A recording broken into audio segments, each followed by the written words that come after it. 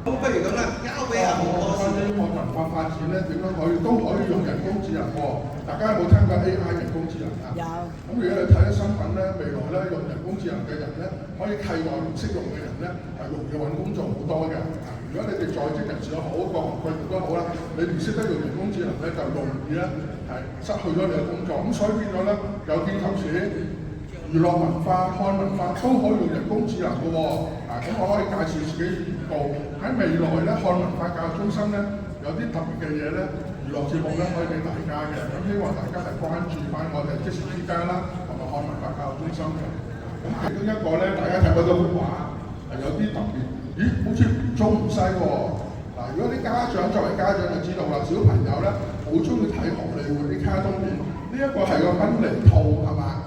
係西方嘅賓尼兔卡通。咁但係咧用人工智能咧融合咗中國文化嘅水墨畫咧，以前咧你就真係要一筆一筆咁畫嘅，咁但係用咗人工智能就快咗好多㗎啦。我只需要打字或者用口講，唔該你將我用嘅西方嘅賓尼兔嘅卡通片嘅賓尼兔嘅主角融入咗喺中國，用中國嘅水墨畫、中國嘅文化去擬定到點咧，就會即刻出到呢幅圖。係啦，跟住你會覺得，咦，都唔係真心話，好方咁樣，好似呃人咁啊！其實唔係，佢只不過工具咧，俾你作為一個參考。可能咧個小朋友咦見到賓尼兔加入水墨畫，佢唔中意喎，佢可能中意 Hello Kitty， 係嘛？可能中意太空人，或者係其他迪士尼嘅卡通。咁試咗之後，真係描繪畫，就增加咗小朋友對畫畫嘅興趣咯，或者長者畫畫嘅興趣都得嘅。因為有時長者可能我唔中意張大師，我中意邊個，咁即刻睇到自己有冇能力嚇。如果係你嘅能力，平時寫開字嘅，點樣就可以用佢嘅 AI 工具嚟下一頁咯。未來咧，因為咧看文化教育中心咧，其中咧你哋有看文化節嘅，咁個個都着唔同嘅漢服啊嘛。今次好似係第5屆係嘛？喺未來咧，你哋可以試下揀你哋嘅漢服之前。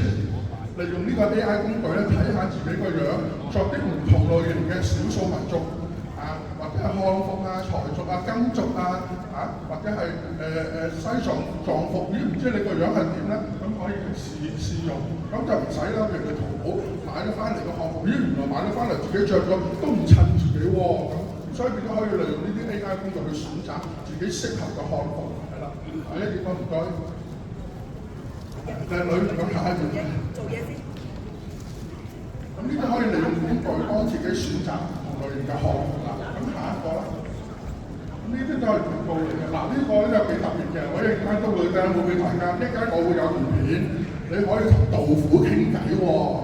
咁你咧，大家中國文化咧幾千年歷史有唔同嘅文人，譬如孔子杜甫朱自清甚至乎張大千你可以問下佢哋，哇！你書法點練㗎？點樣？我哋咧可以用 AI 工具將佢翻沙翻沙咧之後咧，你又可以同佢對話喎。咁所以變咗呢個係幾特別嘅。以前未有人工智能咧就做唔到，我一陣間會示範俾大家睇嘅。啲學生點樣同杜甫學習，學到杜甫嘅詩詞係啦。財神下一頁啦，唔該。咁呢個又係啦，頭先都提過。咦？如果你自己寫書法好悶喎，咁將來咧人工智能咧會透過嗰個屏幕模仿翻張太仙嘅師傅出嚟，親自佢用鏡頭睇住你寫書法有咩亮點、痛點，朱自清親自教你書法因為將來用人工智能可以將一個人翻山、古靈精怪、穿越時空去幫助你自己嘅興趣咯。咁呢個咧就書法咧，將來就會有㗎啦。咁而家中國已經做緊啲機械臂、捉象棋寫書法好似人咁。咁所以長者有時好悶喎。你啲仔女翻咗工，咁有人工智能有呢啲器材，可以陪你寫書法啦、捉棋傾偈大家睇一睇呢個就係學生同杜甫班生嘅杜甫嘅對話。咁我今日講嘅咁多啦，多謝大家。